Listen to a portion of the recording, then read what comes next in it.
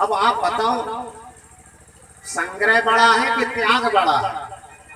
जो त्यागते थे, जो त्यागी थे, उन्होंने कहा त्याग ही बड़ा है। क्यों?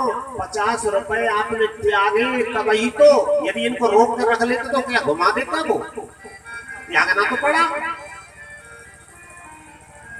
इसलिए त्याग बड़ा, संग्रह बड़ा नहीं है। काम तपस्या से चलता है, तपस्या के बल से सब कुछ हो जाता है। वह हो जाता है जो कभी ना हुआ हो, वो तपस्या से हो जाता है। अच्छे अच्छे सुख तो चाहिए वो मिल जाते हैं। आपने भागवत कथा सुनी है?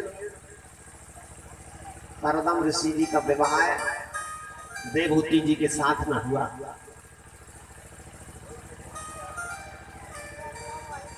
ऋषि तपस्वी थे, तपस्या में लगे रहे। देवहूति वृद्धा हो गई, बूढ़ी हो गई। जब जागे देखा तो एक वृद्धा कुटिया में बैठी थी। पूछा तुम कौन हो? कहा मैं आपकी पत्नी। क्या भूल गए? उनको ध्यान आया, हाँ विवाह तो हुआ। तो ऋषि कहने लगे देवी आप तो वृद्धा हो, जिनका हमारे साथ विवाह हुआ था वो तो राजकुमारी थी, यौवन अवस्था थी, आप तो बूढ़ी हो गई हो। उन्होंने कहा महाराज कितने वर्ष निकल गए, यहाँ कंदमूल फल खा खा करके, पोखरों का पानी पी पी करके आपके साथ तपस्या कर रही हूँ। अब आप ध्यान में मगन थे। करदम ऋषि को दया आ गई। उन्होंने कहा देखो इसने अपना पूरा जीवन मेरे लिए त्याग दिया और इन्होंने गृहस्थ धर्म का सुख नहीं भोग पाया। उन्होंने जो तपस्या की थी ना, तपस्या के बल से ही इतना अद्भुत आश्चर्य में नगर बनवा कर तैयार किया, जो नगर भी था विमान भी था, जो सब ऋतुओं में हमेशा सुख देने वाला, एयर कंडीशन व्यवस्था, सभी प्रकार की वस्तुएं उसी नगर में मिल जाती, जो भी उपभोग करना है वो सब मिलता। हजारों दास दासियां हाथ जोड़े खड़े रहते थे। ये सब कैसे हुआ? तपस्या से हुआ ना। इसी करदम ने तपस्या की तभी तो ये सब हुआ। तो कहने का मतलब यह है तपस्या बड़ी है। हमारा शरीर भी तपस्या से, पुण्य से ही चल रहा है। जब पुण्य छीन हो जाते हैं, तपस्या कम हो जाती है, तो फिर कोई नहीं सुनता। इस तरह का ज्ञान मेरी पार्वती जी अपने माता पिता को सुना रही है कि मैंने सपना देखा है, ये सारी सृष्टि तपस्या के अधीन है, इसलिए मैया मैं तो तपस्या करने जाती हूँ। माता जी ने विचार किया देखो क्या करें, अपन तो सोच रहे थे कि पुत्री से कैसे कहें कि तू तपस्या करने चली जा। राजा ने अपने सारी व्यवस्थाएं बना दी, दासियों को साथ में कर दिया, माता पिता से आज्ञा लेकर के पार्वती जी तपस्या करने को जाते। उर्धर उमा प्राणपति चरणा, प्राणपति चरणा, जाए विपिन लागी तप करना, जाए विपिन लागी तप करना।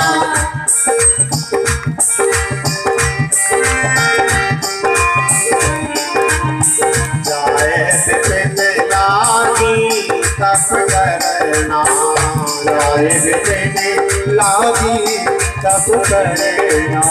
नित नाम चरण को पज अनुरागा, नित नाम चरण को पज अनुरागा। बिसरी दे कपन मन तारा, बिसरी दे कपन मन तारा। इस तरह का तप चल रहा है। 1000 वर्ष तक उन्होंने कंदमूल फल खा करके समय बिताया। नमः शिवाय, ओम नमः शिवाय।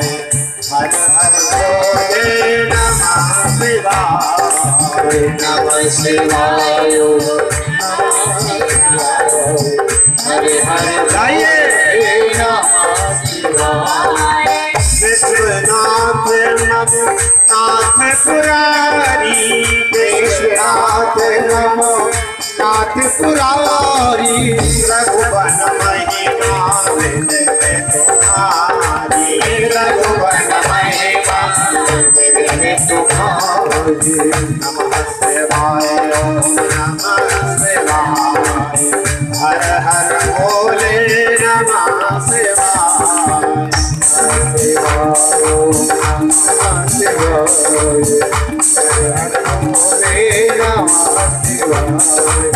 अछुदन भोजन पारी बताता भोजन पारी बताता ये कठिन अछुदन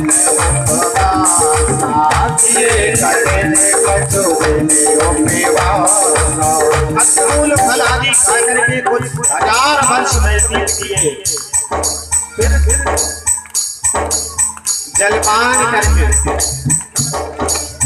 हमें कितना सा जल पानी में जो बबूला होता है ना पतेसा जैसा बन जाता है, उतना सा जल अछुदन भोजन बारी बतासा भोजन बारी बतासा ये कठिन अछुदन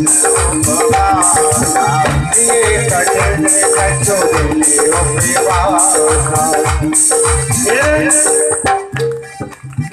बिल्व वृक्ष के जो पत्ते हैं जो अपने आप गिर जाते हैं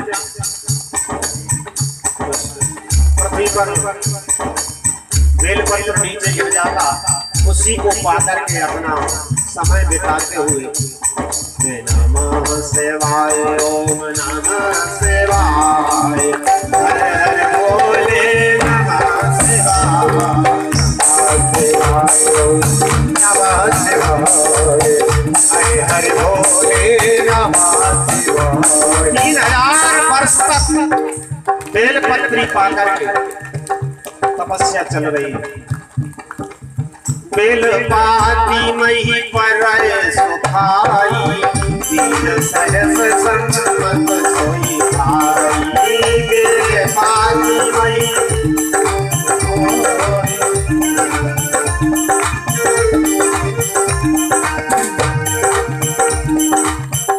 इतना जब तप हो गया तो कोई आया नहीं क्या? आकाशवाणी हुई भयउ मनोरथ सुफल तव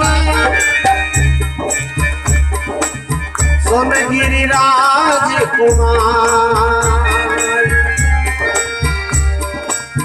परिहर दुसय कलेश सब अब मिले नहीं त्रिपुरार परिहर दुसय कलेश सब अब मिले नहीं त्रिपुरार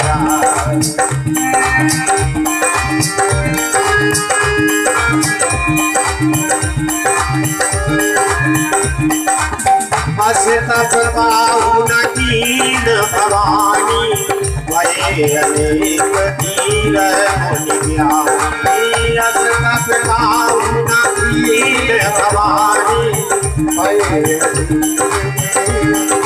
नमः शिवाय ओम नमः शिवाय हर हर भोले नमः शिवाय ओम नमः शिवाय हरे हरे भोले नमः शिवाय नमः शिवाय ओम नमः शिवाय हर हर भोले। आकाशवाणी हो गई, अब आपको भगवान शंभु पति रूप में प्राप्त हो जाएगा। अब मिले हैं त्रिपुरार। अच्छा, इतना कठिन तप क्यों करना पड़ा? सती जी के देह उपरांत शिव जी ने मन में संकल्प कर लिया, अब कभी विवाह नहीं कराएंगे। क्यों? अरे इधर उधर मन भटकता है, अकेले ही ठीक है, अब तो भगवान का भजन करेंगे। ऐसा शिव जी ने मन में संकल्प कर लिया था, इसलिए पार्वती जी को इतना कठिन तप करना पड़ा।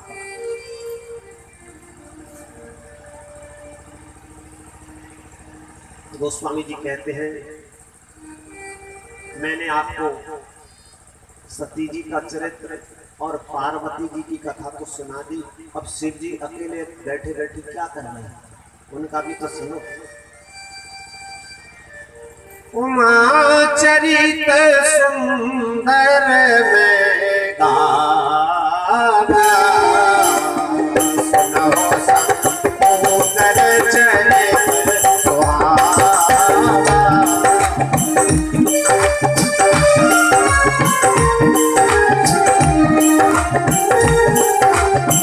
सुनो संपूर्ण चरित सुहाना।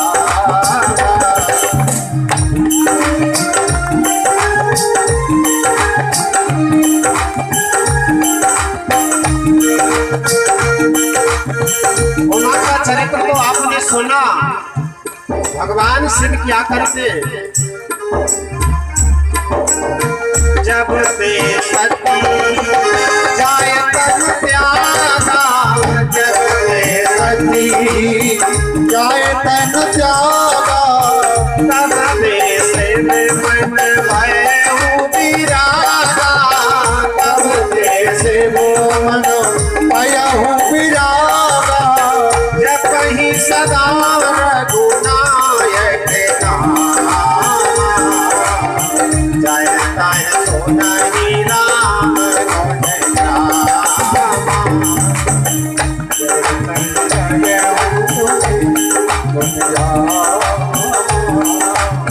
जय ताय सोनाई राम गुण।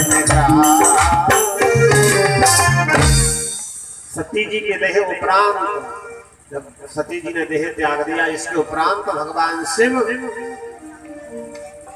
सत्संग करते हैं, संतों के संग हरि कथा सुनते हैं।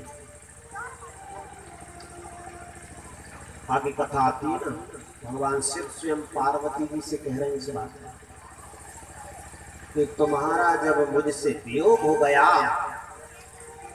दुखी भयो वियोग प्रिय तोरे, तो कभी कभी मैं सुमेरु पर्वत पर जाकर के, मेरु शिखर पर जाकर के, जहाँ नील शिखर पर्वत पर काकभूषुंड जी कथा कहते ना, वहां पक्षी का रूप बना करके कथा सुनता था। नील शिखर पर्वत पर काकभूषुंड जी कथा कहते हैं, तो वहां अनेक पक्षी हंस आकर के भगवान की कथा को सुनते हैं। तो सिद्धि कहते हैं, मैं आपके वियोग में दुखी हुआ तो हंस का रूप बना करके वहां जाके कथा सुनता, कभी प्रयाग में जाकर के कथा सुनता। जय तह सो नहीं राम गुण ग्राम। फिर कैलाश पर बैठे हुए भगवान के ध्यान में मगन हो गए। ध्यान में मगन हुए, कुछ समय जब तपस्या करते निकल गया तो प्रभु प्रकट हो गए, और भगवान प्रकट होकर के शिव जी से कहने लगे कि हे भोलेनाथ, आपने बड़ा कठिन तप किया, लेकिन हम आपसे कुछ मांगने आए हैं, क्योंकि उधर पार्वती जी को भगवान जी ने वरदान दे दिया है कि अब मिले हैं त्रिपुरारी, आपको भगवान शिव पति रूप में मिलेंगे। इसलिए भगवान जी ने विचार किया, चलो अब शिव जी से और कह दे। तो शिव जी के पास भगवान जी आए तो भगवान जी ने कहा, देखो हम आपसे कुछ मांगने आए हैं। बोले, क्या मांगते हो?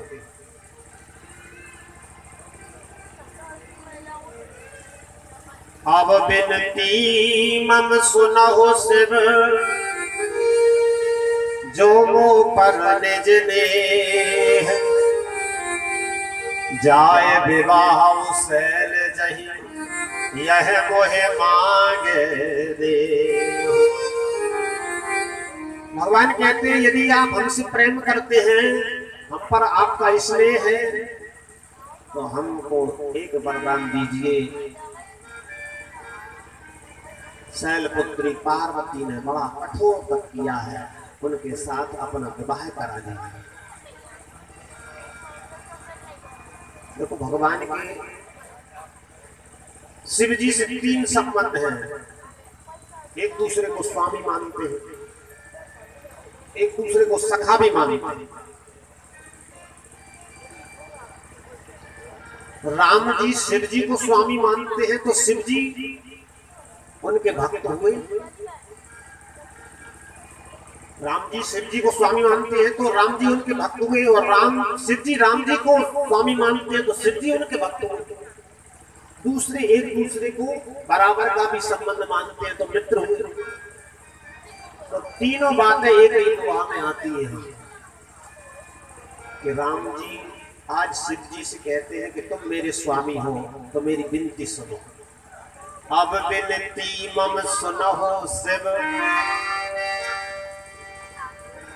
एक बात तो यह हो गई स्वामी। अब दूसरी बात, राम जी ने कहा यदि तुम मुझे स्वामी मानते हो तो मैं तुम्हें आदेश देता हूं, जाए विवाह शैल जही, जाओ तुम्हें पार्वती के साथ विवाह करना पड़ेगा। और यदि तुम मुझे मित्र मानते हो तो यह मोहि मांगे दे। मैं आपसे ये मांगता हूं।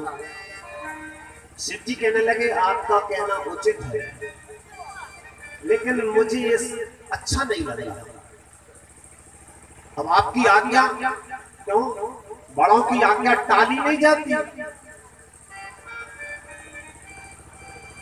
कुछ जबरदस्ती करा लेते हैं ना। साधारण भाषा में बड़ो मारे रोल भी न दिए, है ना। इस साधारण भाषा गाँव तो बड़ों की आज्ञा टाली नहीं जाती। इसलिए गोस्वामी जी कहते हैं कि देखो, मात पिता गुरु प्रभु के बानी, मात पिता प्रभु के बानी, प्रभु के बानी बिना ही विचार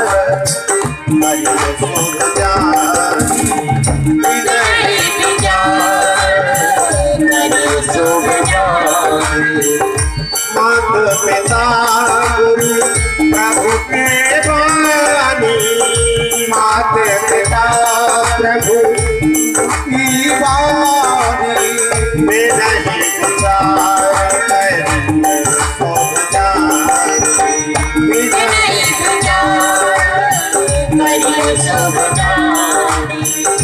शिव जी ने कहा प्रभु आप तो हमारे स्वामी हैं, तो स्वामी की आज्ञा टाली नहीं जाती। माता पिता गुरु और प्रभु यानी स्वामी, आपकी आज्ञा को मैं सिरोधार्य करता हूँ। आपने जो आज्ञा दी है मैं सिर पर रखूं। तुम सब भांति परम हितकारी, तुम सब भांति हितकारी, आज्ञा सिर पर नाथ तुम्हारी, आज्ञा सिर पर नाथ तुम्हारी, आज्ञा सिर पर नाथ तुम्हारी। आपकी आज्ञा को हम सिर पर धारण करते हैं। भगवान जी कहने लगे देखो हमारी आज्ञा सिर पे मत रखना, हमें पता है आपके सिर पे जटाओं में गंगा बहती और हमारी आज्ञा को आपने सिर पर रख लिया और गंगा की लहर आई तो फिर आज्ञा बह जाएगी। तो कुछ दिनों के उपरांत हम पूछेंगे कि हमने आपको आज्ञा दी थी, आपने विवाह करा, तो आप कहोगे भूल गया मैं, तो क्यों, तो सिर पर गंगा बहा ले गई। भगवान जी कहने लगे हमारी आज्ञा को हृदय में रखो, सिर पर नहीं, हमारी आज्ञा को आप अपने हृदय में रखिए तो आपको ध्यान रहेगा। अब और राखेऊ जो हम कहे, हमने जो कहा है उसको और माने हृदय में रखो। भगवान ऐसा कह करके अंतर ध्यान हो जाते हैं। इधर अब शिव जी विचारने लगे, पार्वती जी से विवाह कराना भगवान जी की आज्ञा है, तो इनकी पहले परीक्षा तो ले लें। सप्तऋषियों को पहुंचाया। सप्तऋषि जाकर के देखते हैं देवी पार्वती जी कैसी बैठी है, मानो तपस्या ने मूर्ति धारण की हो, मूर्ति मंद तपस्या जैसे। ऋषियों ने वंदन किया, पूछा अरे राजकुमारी इतना कठोर तप किस लिए कर रही हो, क्या कारण है? तुम्हारा जो मनोरथ है वह हमें सुनाओ। कुछ दूसरों से भी अपना काम बन जाता है और संतों से तो बनता ही है, इसलिए आप हमें बताइए आपका मनोरथ क्या है। पार्वती जी ने कहा हे महाराज, मेरा जो मनोरथ है आप सुन करके हंसोगे। क्यों? मेरा मनोरथ ऐसा है जैसे कोई नदी की धार में बालू की दीवार बनाना चाहता है। नदी बहती जा रही है, अकेली रेता की कोई दीवार बनाए तो वो तो बह जाएगी, कैसे बनेगा? लेकिन मैंने कठिन निश्चय किया है, दृढ़ संकल्प किया है, मैं अपने मनोरथ को सफल करके रहूंगी। तो बोले बताओ तो सही आज्ञा, कौन सा मनोरथ? पार्वती जी ने कहा मैं इसलिए तपस्या कर रही हूँ कि भगवान शिव मुझे पति रूप में प्राप्त हो। अच्छा, आपको इतना तपस्या करने की क्या जरूरत है? शिव जी से भी कोई अच्छा हो तो उनके साथ तुम्हारा विवाह करवा देते हैं।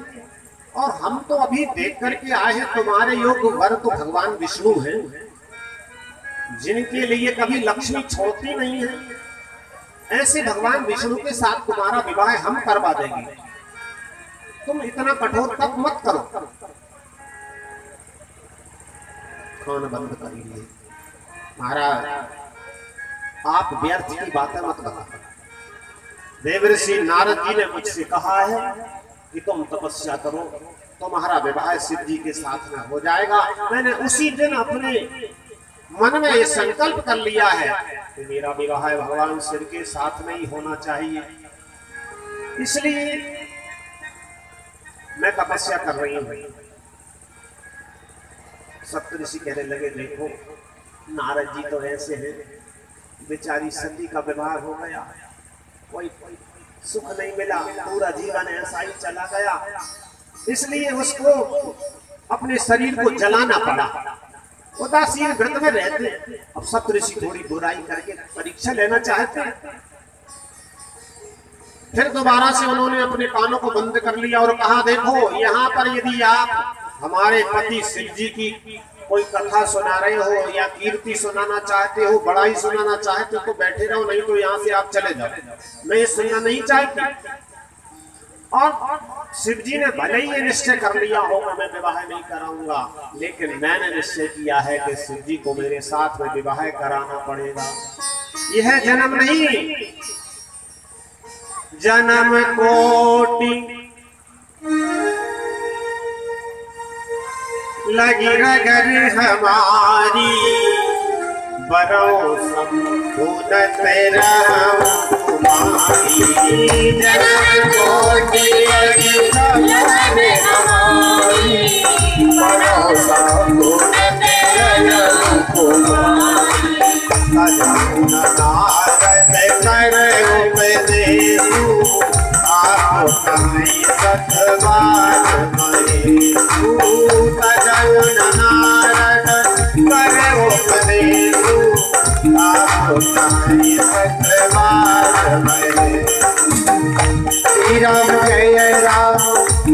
जय राम श्री राम जय राम जय जय राम राम जय राम जय जय राम श्री राम जय राम जय जय राम श्री राम जय राम जय राम श्री राम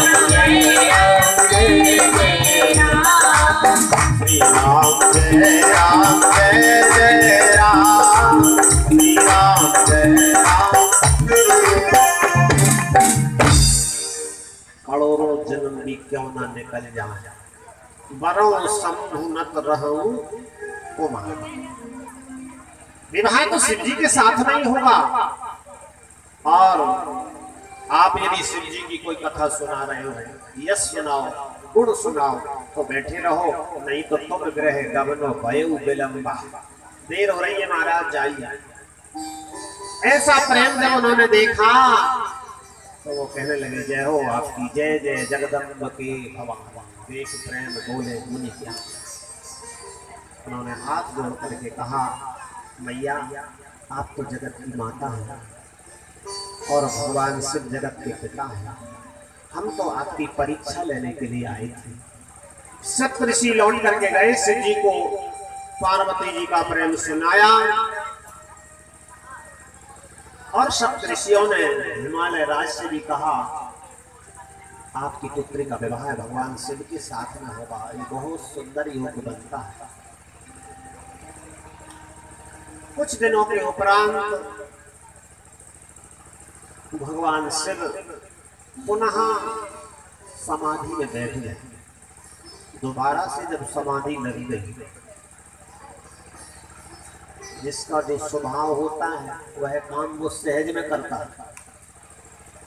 तो शिव जी की जब समाधि लग गई, अब उसी समय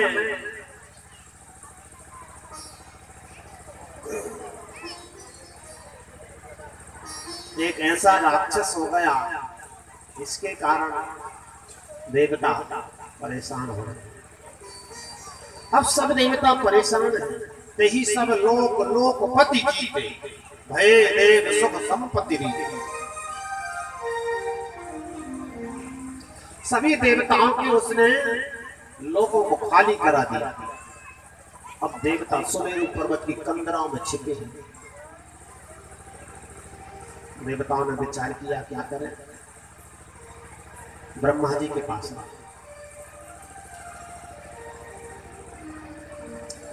ब्रह्मा जी से कहा हे ब्रह्मदेव हमारे संकट का निवारण कीजिए। ब्रह्मा जी कहने लगे देखो उस तारकासुर को मैंने वरदान दिया। ऐसा वरदान भगवान शिव जी के शिव जी का जब पुत्र होगा वो है तारकासुर को मारेगा। क्यों? बोले उसने बड़ा कठोर तप किया, अमरता का वरदान मांगने लगा। मैंने कहा अमर तो नहीं कर सकता, और कुछ मांग लो। उसने विचार किया कि शिव जी का विवाह नहीं हुआ तो उनके पुत्र कैसे होगा। सती जी जो थी उन्होंने देह त्याग दिया, और शिव जी ने दृढ़ निश्चय कर लिया कि अब विवाह कराऊंगा नहीं। तो तारकासुर ने अपनी बुद्धि लगाई और उसने कहा महाराज भगवान शिव का पुत्र तो मुझे मार दे और कोई ना मार पाए। तो ब्रह्मा जी आज सब देवताओं से कहते हैं कि देखो भाई तुम्हारा संकट कब दूर होगा जब शिव जी का विवाह हो जाए और उनके यहाँ पुत्र का जन्म हो जाए, और वह पुत्र तारकासुर को मारेगा। सब देवता कहने लगे कि शिव समाधि बैठे सब त्यागी। शिव जी तो सब कुछ त्याग कर समाधि में बैठे, विवाह कैसे? अब उनकी समाधि कैसे टूटे, उनको कौन जगाएगा? देवताओं ने उसी समय कामदेव को बुलाया। कामदेव आकर के प्रार्थना करने लगा, सुनाओ क्या बात है।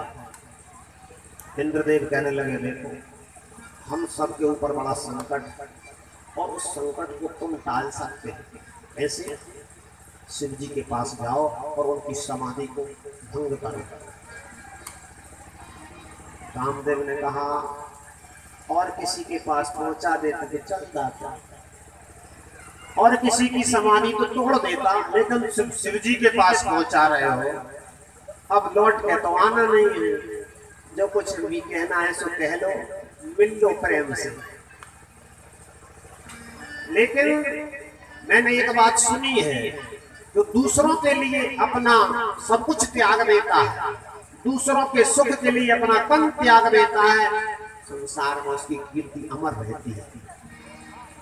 पर हित लाग तजई जो देही, पर हित लाग तजई जो देही, पर हित लाग तजई जो देही। सतत संग प्रशंसहि देहि, सतत संग प्रशंसहि देहि।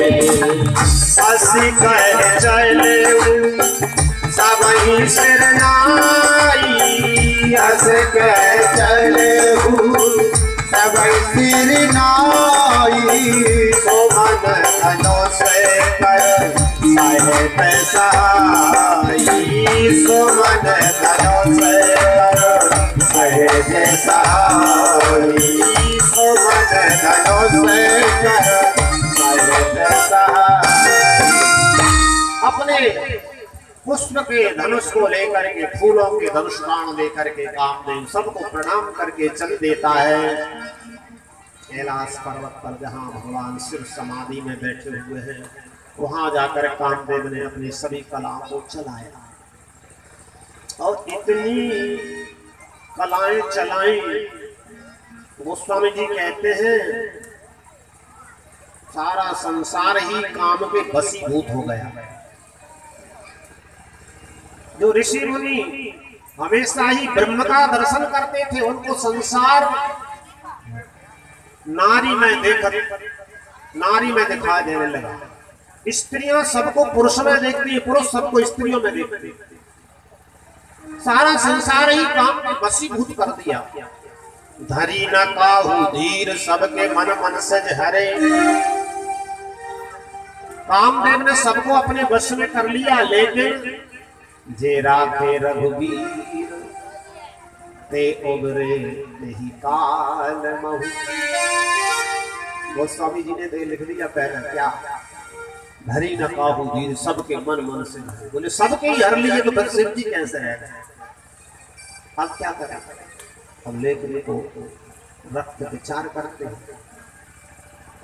तो कथा तो गोस्वामी जी ने लिखी ही है, लेकिन मार्गदर्शन करने के लिए शिव जी भी खड़े हैं, मार्गदर्शन करने के लिए पवन पुत्र हनुमान जी भी आते हैं।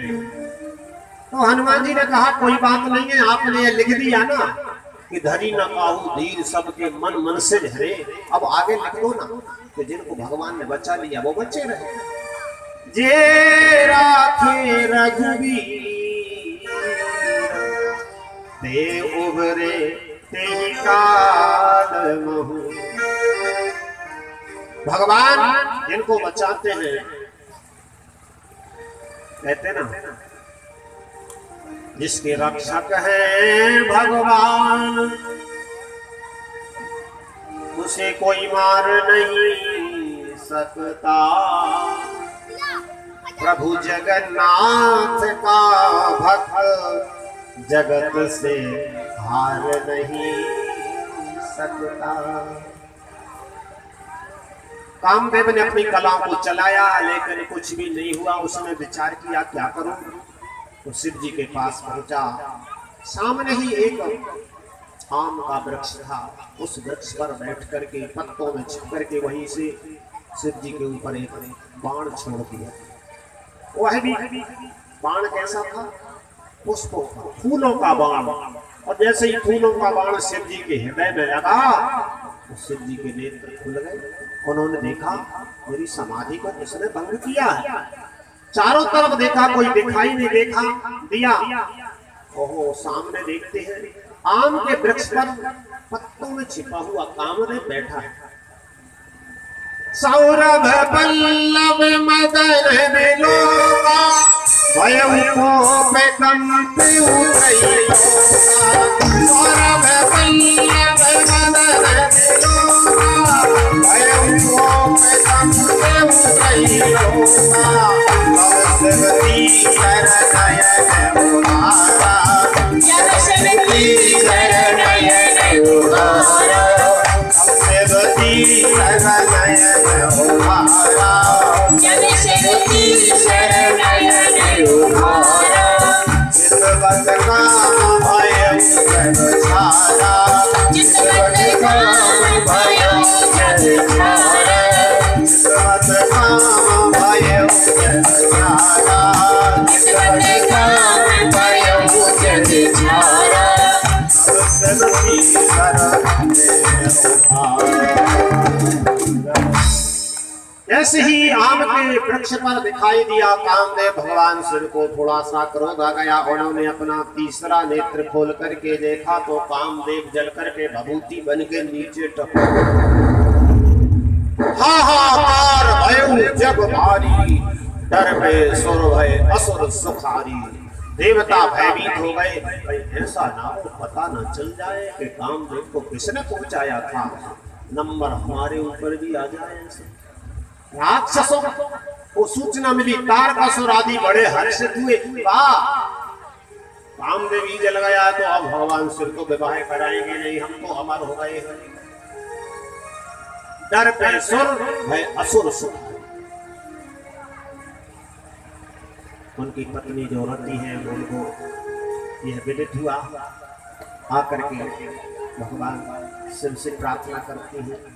भगवान शिव जी ने कहा, देखो देवी, इसमें हमारा कोई अपराध नहीं है, गलती तुम्हारे पति ने की थी, लेकिन कोई बात नहीं, चिंता मत करो।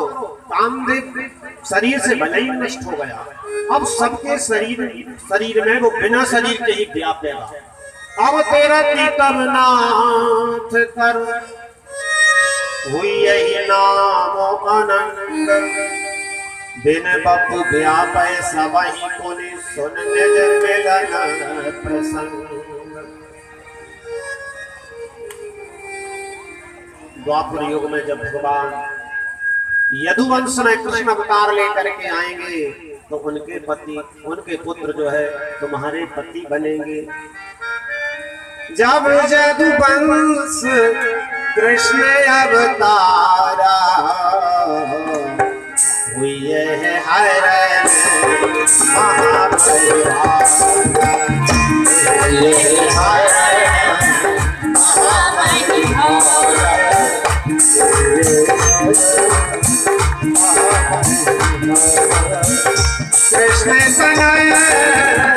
कृष्ण कन्हैया हुई यही पति तोरा, बचन अन्यथा होए न मोरा, बचन अन्यथा होए न मोरा, बचन अन्यथा होए न मोरा। भगवान शिव रति को वरदान देते हैं, मैं चरण बंदन करके प्रणाम करके वहां से चली जाती है। अब सब देवताओं ने विचार किया क्या करें। ब्रह्मादिक देवता सभी जाकर लाइन लगा करके भगवान शिव के दरवाजे में खड़े हो गए। जैसे बाल गोपाल जब विद्यार्थी गण प्रार्थना के लिए खड़े होते हैं ना, ऐसे लाइन लगा करके पंक्तिबद्ध सभी देवता खड़े हैं। अलग अलग मंत्रों से कुसुम सुहाए निज कर भूषण राम बनाए। लखन जी कहीं वन में घूमने गए थे तो सीता राम जी बैठे हुए थे। राम जी ने सीता जी के लिए नाना तरह के फूलों से सजाया, फूलों के आभूषण बना करके पहना दिए। यह लीला देख रहा था इंद्र का पुत्र जयंत। उसने देखा, ओहो ये भगवान है। अब देखो आप बताओ, दोनों एकांत में बैठे हैं तो वार्तालाप करने में कोई बुराई है? तीसरा व्यक्ति इसमें ईर्ष्या करे तो वो करता रहे। तो जयंत ने विचार किया ये भगवान है। भगवान जबकि जानकी जी के लिए इसलिए सजा रहे हैं, हे देवी अब तुम्हारी ही लीला प्रारंभ होगी, अब रावण आएगा, तुम्हारे द्वारा ही लीला होना, इसलिए आदि शक्ति के लिए सजाया। और जयंत ने कौवे का रूप बना करके जानकी जी के चरणों में अपनी चोंच का प्रहार कर दी। जानकी जी इसी तरह बैठी थी और राम जी लेटे हुए थे। उनके गोदी में अपना सिर रखे हुए राम जी लेटे हुए थे। जानकी जी ने फिर भी कुछ नहीं कहा, लेकिन जब वो चरणों से रक्त निकला तो भगवान राम जी के शरीर से स्पर्श हुआ तो भगवान उठ करके खड़े हुए। क्या बात है? जानकी जी ने कहा, स्वामी अब उस थोड़े ही दूर पर खड़ा था, इस पक्षी ने मेरे चरणों में चोंच मार दी। भगवान जी ने देखा, अरे ये साधारण पक्षी नहीं है, इंद्र का पुत्र है। तो भगवान जी ने उस आसन पर लेटे हुए थे, कुछ शाखा जो है एक तिनका निकाला और धनुष पर चढ़ाया। सीख धनुष सायक संधान, जैसे ही उस कुशा के तृण को छोड़ा और कौवा ने विचार किया भागो। लेकिन आप जानते हैं भगवान का जो बाण है वो ये कोई साधारण नहीं है, जिसके लिए कहते हैं, अब आगे आएगी ना कथा, जिम अमोघ रघुपति कर बाण। भगवान का वो अमोघ बाण है। भगवान जी ने देखा इस कौवे का तो तिनका ही बहुत है, लेकिन वो कौवे का शरीर छोड़ करके जयंत बन गया और आकाश में उड़ करके जाने लगा। तो वह जो तृण का बाण था वह भी ब्रह्म बाण बन गया। प्रेरित मंत्र ब्रह्म सर धावा, चला भाज बायस भय पावा। दौड़ करके जैसे ही पहुंचा, पीछे बाण लगा हुआ। भगवान की इच्छा है कि इसमें लगना नहीं है बाण, तो लग नहीं रहा, पीछा कर रहा। इंद्र के पास पहुंचा, क्या बात है? बोले राम जी का बाण पीछे पड़ा है। बोले भागो यहाँ से, नहीं इंद्रासन और चली जाएगी। वहां से भाग करके गया, ब्रह्मा जी के पास गया। ब्रह्मा जी ने कहा यहाँ नहीं, त्रिलोकी में घूमा, सारे ब्रह्मांड में घूमता रहा, लेकिन किसी ने बचाया नहीं। राम विमुख रखा ज्यादा चिंता तो हुआ तो कौन बचाता? देखो जब कोई नहीं बचाता तो संत बचा लेते हैं। नारद देखा विकले जयंता, नारद देखा विकले जयंता, लागी दया कोमल चित्त संता, लागी दया कोमल चित्त संता। नारद जी ने कहा क्या परेशानी है? बोले राम जी का बाण पीछे लगा हुआ है। उन्होंने कहा तो राम जी के पास ही जाओ ना। अरे जिसका अपराध करो उसी से क्षमा मांगना चाहिए। हम लोग भूल करते हैं, इनमें अपराध करते हैं, रात में मंदिर में जाएंगे भगवान क्षमा करना। भगवान कहते हैं जिनकी गलती की उनके पास ही जाओ। नारद जी ने कहा राम जी का अपराध किया, उनके पास ही जाओ। पठवा तुरत राम पह साही, पठवा तुरत राम पह पाई, कैसे पुकार कैसे पुकार पठवा तुरत राम पह।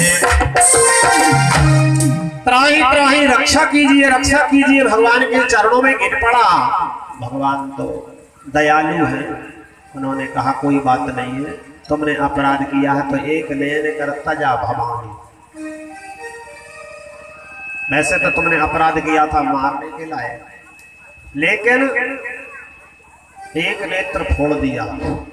और कोई कोई कहता है ऐसा नहीं, जब शरण में आ गया तो एक नेत्र क्यों? अरे एक नेत्र उसके पास था नहीं, कौन सा? ज्ञान का, इसलिए ज्ञान दे के छोड़ दिया। एक नयन कर तजा भगा कि जा भाई अब कभी ऐसा अपराध मत करना। फिर आगे लीला आती है, भगवान जी चित्रकूट को छोड़ करके आगे चलते हैं। बहुत दिन हो गए, वही है भीर समय मोहे जाना। 12 वर्ष तक चित्रकूट में भगवान जी ने निवास किया है और अभी समय भी कम रहा है, इसलिए लीला भी तो करने ही आ गए, आगे बढ़े। अत्रि ऋषि के आश्रम पर गए हैं। अनसुईया जी ने जानकी जी को पतिव्रत धर्म की कथा सुनाई है। फिर आगे बिरहाद आदि राक्षस मिले, उनका वध किया। अगस्त ऋषि के आश्रम पर पहुंचे। अगस्त जी ने कहा एक काम करिए, इस दंडकारण्य में निवास करो, जिससे यहाँ के जो वन को श्राप लगा है वो उग्र श्राप मुनिवर कर हरो। इस वन का श्राप दूर हो जाएगा कि जब तुम आओगे तब ये वन हरा भरा होगा। जैसे ही भगवान दंडकारण्य पहुंचे हैं पंचवटी पर, तो वह वन हरा भरा हो गया है। एक दिन की बात है, लक्ष्मण जी भगवान राम जी से पूछने लगे, भैया यह तो बताओ ज्ञान क्या है, भक्ति क्या है, वैराग्य क्या है, वह क्या है जिसके द्वारा तुम जल्दी से प्रसन्न हो जाते हो? माया क्या है, जीव क्या है, ब्रह्म क्या है, सब कुछ पूछा। ये राम गीता है। जैसे गीता जी में वर्णन आता ना, भगवान कन्हैया अर्जुन को गीता जी का उपदेश देते हैं, ऐसे ही राम जी लखन लाल जी को उपदेश दे रहे हैं, ये राम गीता। तो वहां पर राम जी ने लखन लाल जी को समझाया कि देखो भैया, मैं और मेरा, तू और तेरा, इसका नाम तो है माया। मैं और मोर तोरते माया, यही बस कीने जीवन का। और भक्ति वह है जिसके द्वारा मैं जल्दी से प्रसन्न हो जाऊं, उसका नाम भक्ति है। जाते बेग द्रवों में भाई, सोमम भगति भगत सुखदाई। लेकिन वह भक्ति कैसे मिलती है? सत्संग करने से। और भक्ति के अधीन ही ज्ञान वैराग रहते हैं। जहां भक्ति पहुंच जाती है, भक्ति मैया है, ज्ञान वैराग पुत्र है, माता रहेगी वही पुत्र पहुंचाएंगे। सो स्वतंत्र अवलंबन आना, नहीं आधीन ज्ञान विज्ञान। तो भैया ये बताओ, भक्ति किसी के हृदय में प्रवेश कर जाए तो उसकी पहचान क्या है?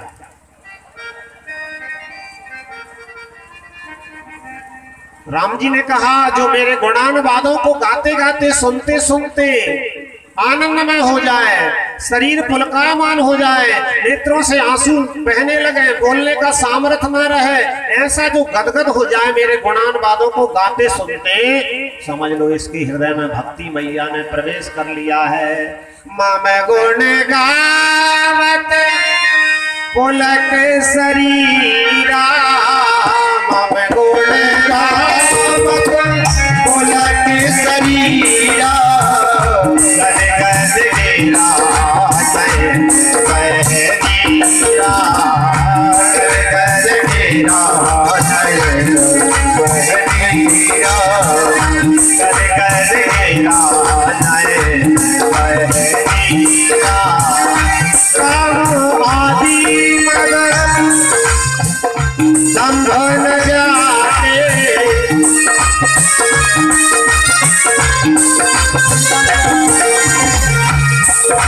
भक्तों के हृदय में फिर काम,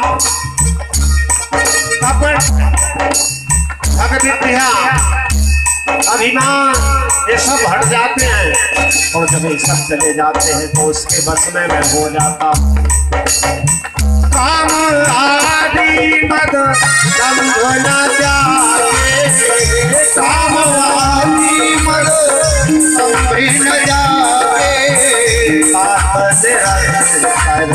निरंतर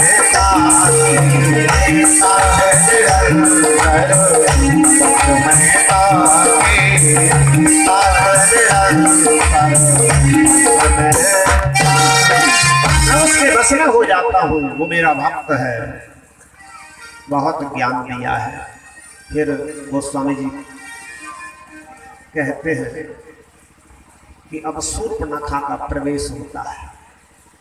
शूर्पणखा जी जैसे ही आई, उन्होंने देखा पंचवटी में ये राजकुमार, मेरे भाई लोग तो ऐसे राजकुमारों को खा जाते हैं। खरदूषण अभी रहते थे ना उधर, खरदूषण तरसरा। तो शूर्पणखा देख करके पहले तो विचारने लगी कितनी सुंदर राजकुमारी इनके साथ में है, और दोनों राजकुमार भी बड़े सुंदर हैं। इनमें कोई ना कोई तो शक्ति है, जब आई तो यहाँ पर रह रहे हैं, इनके साथ विवाह हो जा तो बड़ा अच्छा रहे। तो बन ठन करके पहुंच गई, अपना रूप बदल लिया, सुंदर बन के पहुंची। जा करके बोली, भगवान राम जी का दर्शन करके क्या कहती है, दुनिया में तुम्हारे समान कोई सुंदर नहीं है, और तुम जैसे सुंदर हो वैसी ही मैं सुंदर हूं। मैं तो संसार में वर खोजती फिर रही थी, लेकिन आज तुम जैसे सुंदर वर मिले हैं, तो मेरा विवाह तुम्हारे साथ हो जाए, मेरी प्रार्थना स्वीकार कर ली। तो आप ही बताओ, ये कोई अच्छी बात है? जो स्वयं को वर खोजती फिरती हो वो ठीक है क्या? अरे वर खोजना है तो माता पिता है, भाई बंधु है, वह खोजेंगे, ये नियम की बात नहीं है। तो राम जी ने कहा एक कहां तक अच्छी हो सकती है। राम जी कहने लगे एक काम करो, तुम्हारे समान सुंदर हमारे भाई लखन है, सामने चले जाओ। थोड़ी दूरी पर लखन लाल जी बैठे, मैं तो वैसे ही सामला हूं, मुझसे ज्यादा गौर वर्ण की है, वहां चले जाओ। लखन लाल जी के पास आए, लक्ष्मण जी से वही बात रखी। तो लक्ष्मण जी कहने लगे, अरे राजकुमारी तुम ये नहीं जानती हो, हम तो सेवक हैं, वो राजा है। प्रभु समर्थ कौशलपुर राजा, जो कछु करहे उन्हें सब छाजा। वो राजा है, राजा से विवाह करोगी तो कौन होगी? रानी। और मैं सेवक हूँ, सेवक से विवाह करोगी, नौकर हूं ना, तो फिर क्या हो जाओगे? नौकरानी। इसलिए वो सामर्थवान है, वहीं पहुंचो। तो सामर्थवान ऐसे होते, उन्होंने कहा उनका विवाह तो हो गया है, उन्होंने कहा तुम्हारा नहीं हुआ। अरे कोई बात नहीं है, हमारे पिताजी की तो वैसे 3 पत्नियां हैं, वो राजा है, तो यह भी राजा है, तो इनकी तो हो जाए तो कोई बुराई है, चले जाओ। शूर्पणखा राम जी के पास आई, राम जी लखन लाल जी के पास पहुंचाते, इधर उधर जब पहुंचाया, शूर्पणखा ने विचार किया, झंझट बीच में जानकी इसको खा जाऊं। अपना विकराल रूप धारण करके जैसे ही आई, राम जी ने इशारा किया, भाई इसलिए पहुंचा रहा था कि तुम निशाचरों का वध करने में निपुण हो, तुम जल्दी से ही सबको, तो ये निशाचर ही है, इसका तो उसी विधि से काम करना है, विवाह नहीं करना। राम जी ने जैसे ही इशारा किया, लखन लाल जी ने अपनी बाण की नोक से उसके नाक और कान काट दिए, कि जो स्वयं को वर खोजती है उसके तो नाक कान काट के भगाया जाता है। जा। शूर्पणखा जो है रक्त बहाती हुई खरदूषण के पास पहुंची।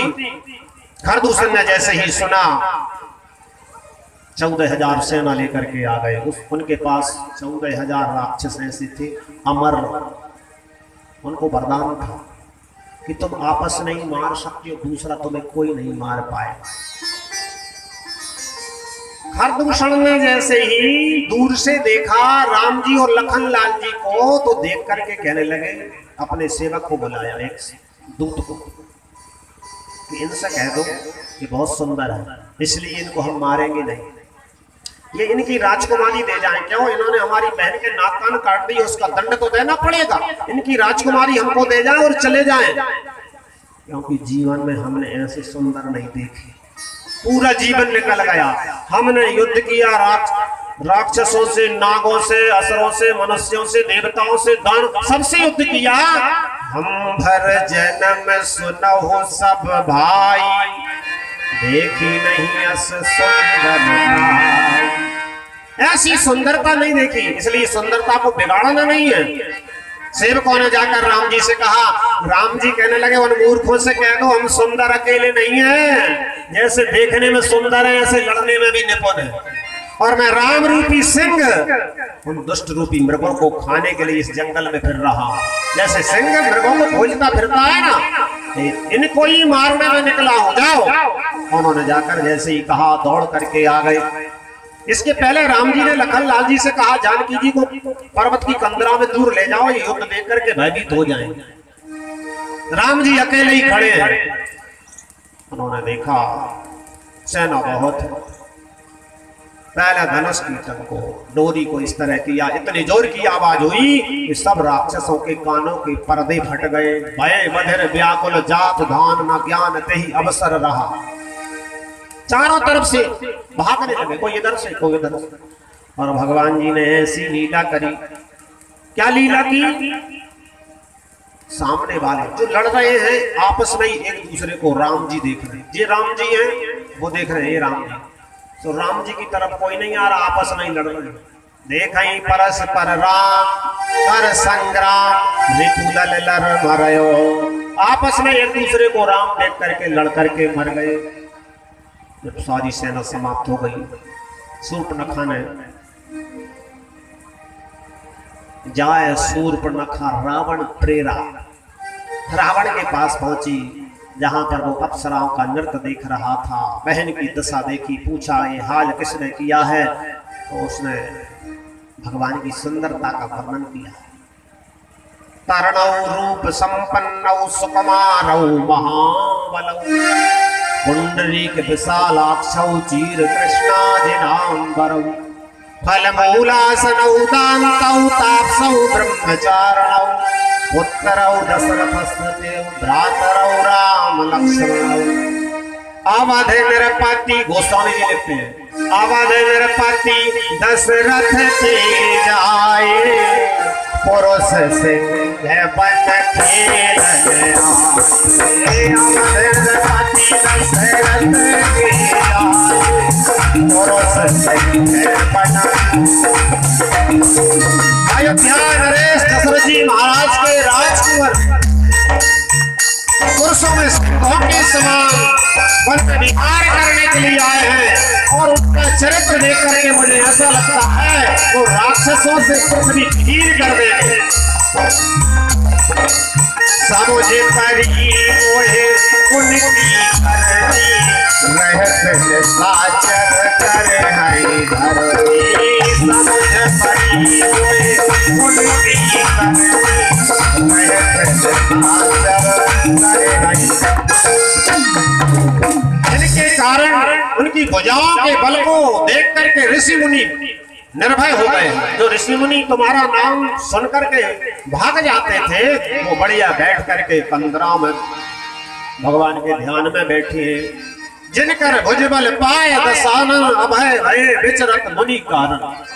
तब ये सब ठीक है, लेकिन तू ये बता, अब सुंदरता का वर्णन कर रही। रावण बोला नाक कान किसने काटे ये बता, उनकी सुंदरता सुना नहीं है।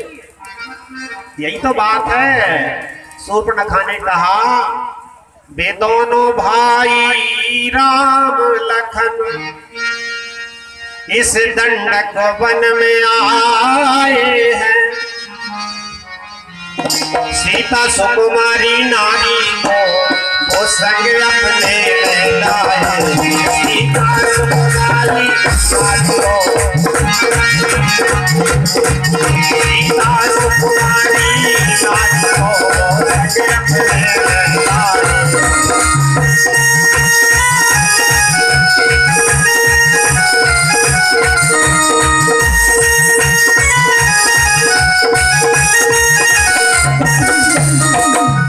उनके साथ में एक राजकुमारी है। मैंने विचार किया कोई महिला मिलती है तो वार्तालाप करते हैं, तो मैं उस राजकुमारी से परिचय जानने के लिए चली गई। नागाहे उधर को निकल गई, उन रानी से मिलना चाहा। उस समय निगोड़े लक्ष्मण ने कुछ छल मुझसे करना चाहा।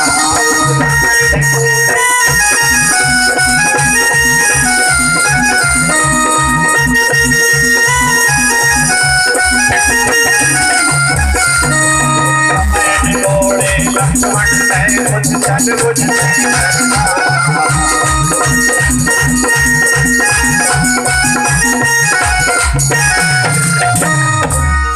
लखन लाल ने ही मेरे नाक कानों को काटा है। रावण कहने लगा ठीक है कोई बात नहीं। मंत्रियों से कहा इसको व्यवस्थित रूप में औषधि दिलवाई जाए, हमारी बहन का इलाज करवाया जाए।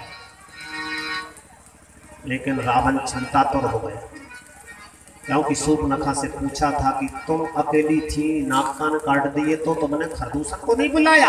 अरे बोले खरदूषण को तो उन्होंने सहज में ही मार दिया। नींद पर नहीं रात, चिंता में हो गया, खरदूषण तो मेरे समान है, उनको भगवान के बगैर कोई मार नहीं सकता, तो क्या करें? भगवान का अवतार हो गया क्या? इस बात का पता कैसे चलेगा? लेकिन इसको पता चल जाता तो फिर रावण को मारा नहीं जा सकता था।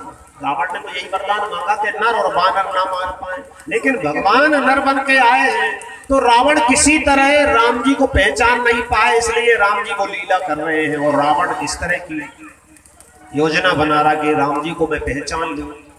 उसने विचार किया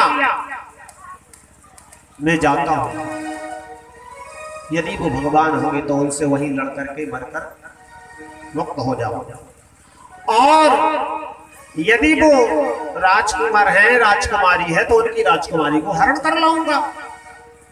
तो भगवान जी ने वही योजना बना दी है, मन में विचार कर रहा है। उसके पहले जानकी जी से कहा जानकी जी तुम अग्नि में निवास करो, इसलिए माया की सीता बना करके तैयार कर दी। जानकी जी अग्नि में निवास करती है। लक्ष्मण जी को पता नहीं है, क्योंकि वो लेन गए, जब बनाई लेन फलादी लेने के लिए वन में गए थे। इधर रावण जब मारीच के पास पहुंचा है, मारीच से कहा तुम माया का मृग बनो। मारीच ने कहा महाराज तुम्हारा कोई शत्रु तो नहीं है जिसने तुम्हारे लिए ऐसी बुद्धि ऐसी बातें पढ़ाई हैं।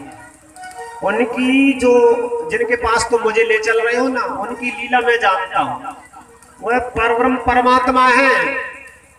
उनके द्वारा जो बाण लगा मुनिमत राखन गयो कुमारा, मुनिराज के यज्ञ को रक्षा करने के लिए राजकुमार आए थे, मैं लड़ने गया तो उन्होंने एक बाण मुझे मारा तो जय तय मैं देखो तुम भाई, रात दिन मुझे राम लखन दिखाई देते और कुछ दिखाई नहीं देता। वो परब्रह्म परमात्मा है। यदि तुम्हारा भला चाहते हो तो वापिस हो जाओ। एक बार तो रावण लौट गया, मन में आया अरे नहीं, इतना बड़ा इन्होंने हमारा अपमान कर दिया, बहन के नाक कान काट दिए, इनको छोड़ेंगे क्या? पुनः आया, मारीच से बोला मारीच तुम्हें मृग बनना पड़ेगा, ज्ञान बताने की जरूरत नहीं है, और तुम नहीं चलते हो तो मैं अभी तुम्हें मार दूंगा। मारीच ने विचार किया दुष्ट के हाथों क्यों मरे, भगवान के हाथों ही मरे। वो भय भांति देखा निज मरना, तब ताकिस रघुनायक शरणा। जिन भगवान का क्रोध मोक्ष को देने वाला है, मारीच मन में विचार करता है निर्वाण दायक क्रोध जाकर भगत अब सही बस करी। जो भक्तों के बस में रहते हैं उन परमात्मा के दर्शन करूंगा। मारीच और रावण ने चल लिया सोने का मृग बन करके। मारीच पहुंचा है, भगवान जी जैसे ही बैठे हुए थे कुटिया में, वो जानकी जी कहने लगे मारीच भी माया का है, तो जानकी जी पुनी माया सीता कर, माया की ही जानकी है, लीला करना, लीला का काम चल रहा है। जानकी जी ने राम जी से कहा देखो ये सोने का मृग है, इसको ले आओ। राम जी धनुष बाण लेकर के चलते हैं, लखन लाल जी से कहते हैं आपको इनकी रक्षा करना है। जैसे ही राम जी को देखा प्रभु बिलोक चला मृग भाजी, और भगवान भी पीछे पीछे जाते हैं। अपने लिए बड़े आनंद में हो जाता है वो मारीच, क्योंकि वो विचार रहा था मम पाछे धर धावत धरे सरासन बाण, फिर प्रभु बिलोके हूँ धन्य न मौसम। मेरे पीछे धनुष बाण लेकर भगवान दौड़ेंगे, भगवान वही लीला करने लगे। बहुत दूर जाकर के राम जी ने जैसे ही बाण मारा मारीच मर गया, लेकिन उसने काम भी किया रावण का। जब वह उसके प्राण छूटने लगे तो पहले लक्ष्मण जी का बहुत जोर से नाम लिया, हाय लक्ष्मण। जैसे ही लक्ष्मण जी की पुकार जानकी जी की कानों में आई, जानकी जी कहने लगे, भैया लखन, ऐसा लगता है प्रभु के ऊपर कोई संकट है। लखनलाल जी कहने लगे, मैया मेरे भैया के ऊपर कभी संकट नहीं आ सकता। जिन प्रभु की भ्रकुटी के मरोड़ से सृष्टि लय हो जाती है, सपने उस संकट पर है कि सोई। भ्रकुटी विलास सृष्टि लय हो। जानकी जी ने कहा, नहीं तुम समझते नहीं हो हमारी बात को, जाना पड़ेगा।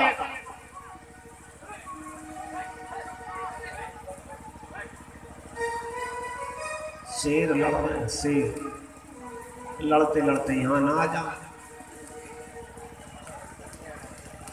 थोड़ा भगा। जानकी जी जो है जब मरम वचन कहती है, अच्छा मरम वचन में गोस्वामी जी ने लिखा है मरम कठोर भी होता है, कोई कठोर शब्द कह दिया जाए उसका नाम मरम वचन। दूसरी बात, जो लक्ष्मण जी मरम पहचान नहीं पाए थे, उस मरम के वचन जानकी जी ने कह दिए, लक्ष्मण हूं यह मरम ना जाने। तो जानकी जी ने कह दिया मरम यह है कि मैं तो माया की बनी बैठी हूं, तुम चिंता मत करो, तुम चले जाओ। फिर भी लखनलाल जी अपनी रेखा को एक बाण की रेखा खींच दी, मैया इसके बाहर नहीं आना। लीलाएं तो अनंत है, वर्णन करते रहे तो भाई सुंदरकांड का तो ध्यान ही भूल जाते। सुंदरकांड आ गए हैं सबके पास,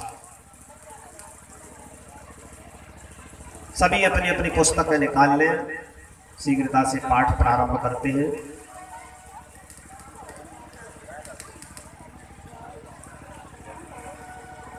पुण्य माया सीता का हरण, सीता जी का हरण हुआ है और राम जी ने तो थोड़ा फिर सीता जी के वियोग में